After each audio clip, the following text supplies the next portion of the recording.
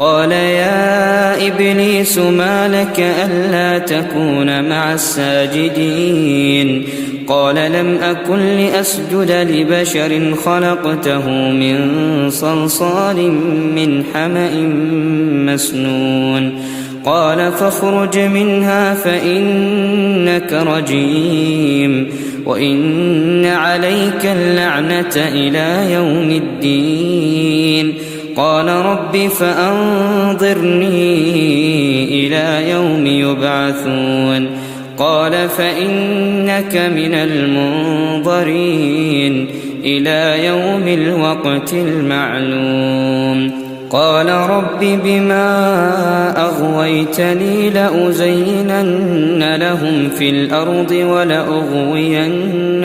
أجمعين إلا عبادك منهم المخلصين